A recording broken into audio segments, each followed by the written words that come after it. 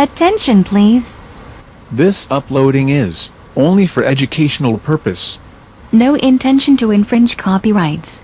Learning English with subtitles GPITRAL. Follow us.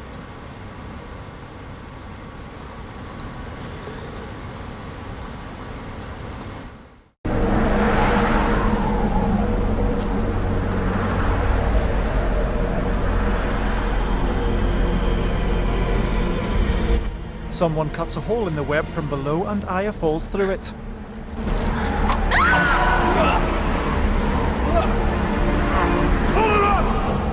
Starkey's rope snaps. Come over and help me! Jimmy's rope breaks too. It's been cut by a knife! Arm in arm, Aya and Peter fall quickly. Concentrating, Peter slows their descent.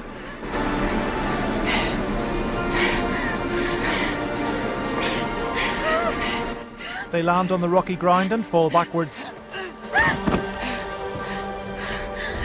How did you do that? What's wrong? I'm fine. I'm fine. The mineral dust. It's in your skin. Wait here. I'll come back for you and we'll climb up together.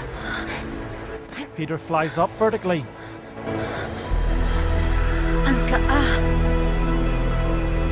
Starkey, Jimmy, Captain Bonnie and a pirate continue across the web. Jimmy is surprised to see Peter floating in front of him with a smirk on his face. Is it really you? Back from the dead. How did you survive? I have friends in high places. Peter floats higher.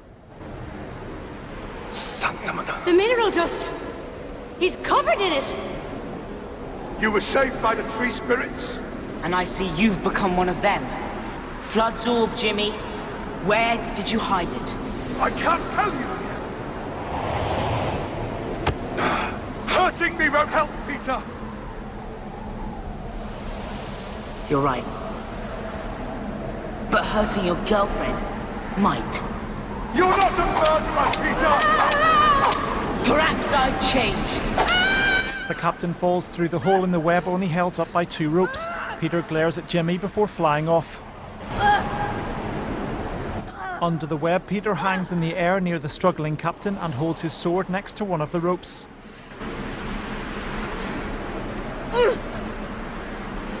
All I have to do is cut the rope, and down you go. Now I know it's on Bull Island, but where? The captain sees a huge red spider over Peter's shoulder. I said where? A smile spreads across her face as the spider crawls closer. Wait! Peter cuts at the rope. Stop! The rope breaks. Well, what's it to be, Jimmy? The spider steals Peter's sword. They pull the captain up as Peter is cocooned in silk, fired out by the spider. The large insect crawls closer and the captain shoots it, causing it to fall. We have to take him with us. He knows the secret of the mineral dust. An Indian says, "Water, hurry." Aya climbed the ravine on her own. The chief comes out as two Indians carry her along. Her eyes are closed and she looks weak as the chief leads them into his dwelling. Back on the ship, a man with numerous small crosses tattooed on his hand tends to the unconscious Peter's stomach with a cloth. The captain pushes open the door. See, I knew it was possible to take their power.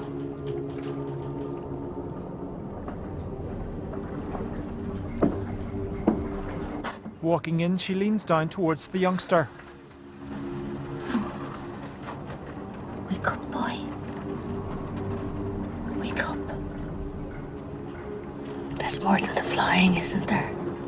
The power lives inside you, doesn't it? It nourishes you from inside. Now you tell me what that's like. Wake up. How did you do it? What did you do? What did you do? I want it. She storms out. We're finished, Hook. I have lost 11 men since you arrived. And for what? A wild goose chase to nowhere. Peter will help us now. He probably won't even survive the night. You have worked your charm on me for the last time, Hook. No!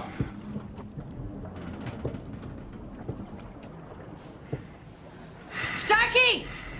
Starkey enters with 2 other armed pirates. Jimmy is seething with rage. Keep him alive till I've decided my next move.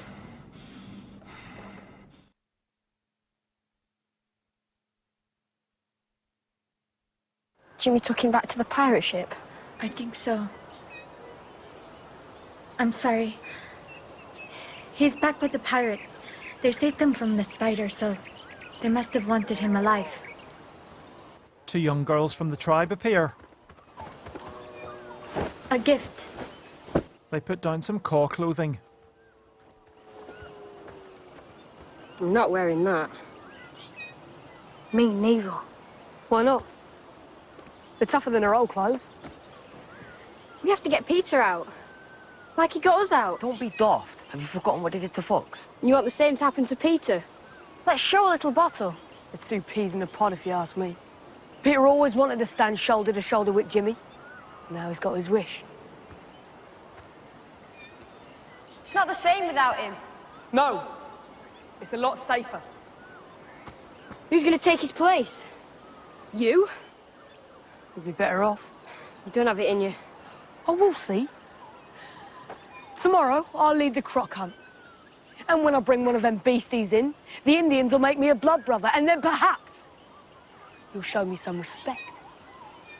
You signed up for the croc hunt. A massive crocodile sits on the beach. In tribe wear and face paint, the boys, along with some caw youngsters, hide near a tree. One of the caw boys gestures to Curly. Come on, Curly, you said you'd do it.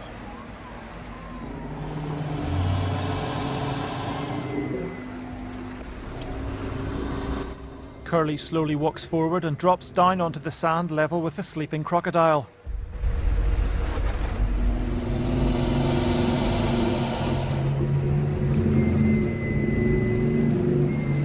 Curly tries to keep low but falls over, waking the crocodile. It opens its bright yellow eyes and pulls apart its huge jaws.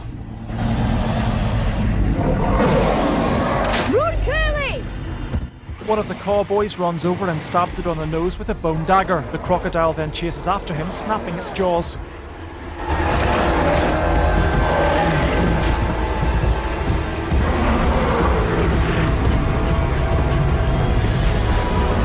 The terrified Curly gets back to his feet. The Indian boy is still being chased by the huge scaly-skinned beast.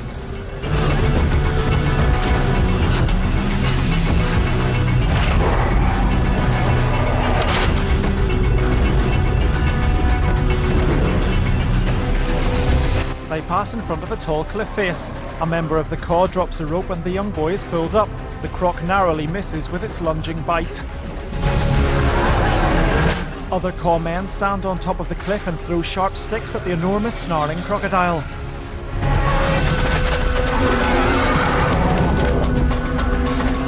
More Indians fire arrows from a cliff on the other side. The projectiles pierce the beast's skin and the youngster reaches the cliff top. The other boys arrive looking out of breath. Members of the caw pat their youngster on the back and Curly arrives at the scene to see him be congratulated. The blonde-haired Curly looks deep in thought. Nighttime, the caw and the boys all eat with the skull of the crocodile creature sitting behind them. The Indian boy that trapped the croc gets a playful punch on the arm from a friend. The holy man speaks. Where's Curly? Alone, the downcast Curly sits shaking his head. The holy man speaks to the young hunter.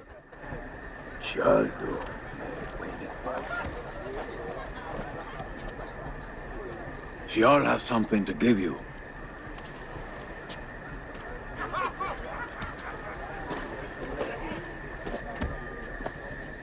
The first time he faced Shah, he was so scared.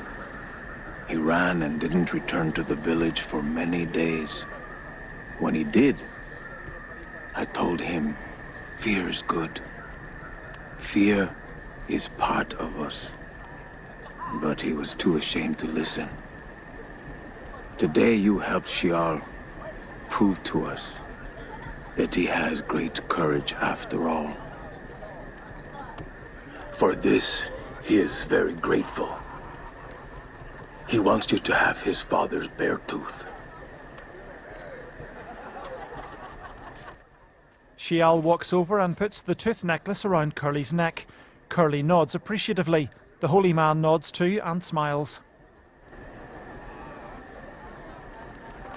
The Caw pair walk off and Curly looks at the large tooth.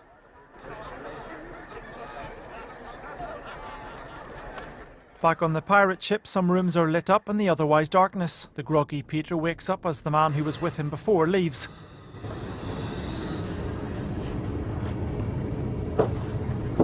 Jimmy knocks the man down, dragging him back into the room.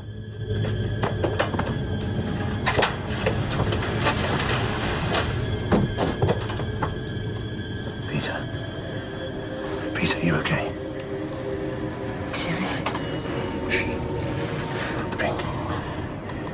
With his eyes closed, Peter takes a drink.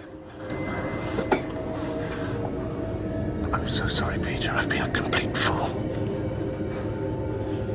Come on. Put your arm around me. I'm taking you home. Jimmy carries Peter out. Daytime. Peter wakes up back in the ice forest. Snow is falling as Jimmy stands with his back to the young teenager looking at a map.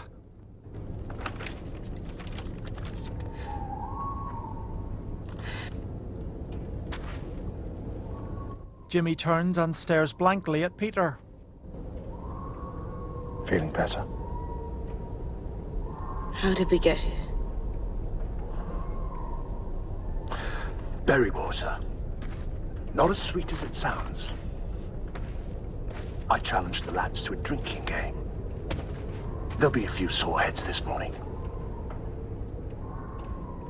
What happened? Well, after that, it was easy to steal a rowing boat and... No, I mean, what happened to you? I woke up. Your lady friend? She'll have to find someone else to wrap around her little finger.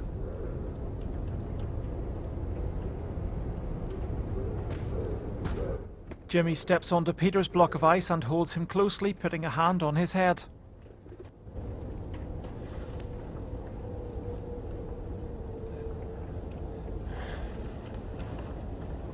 I thought I'd lost you, Pete.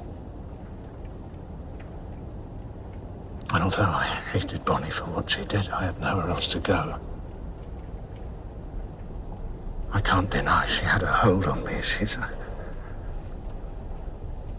very hypnotic woman. But when I saw you alive,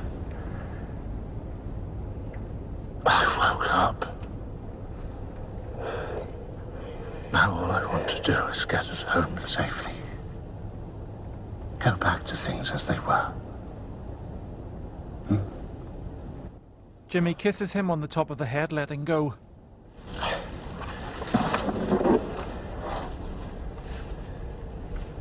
Here. It's a bit chewy, but it tastes good when you're hungry.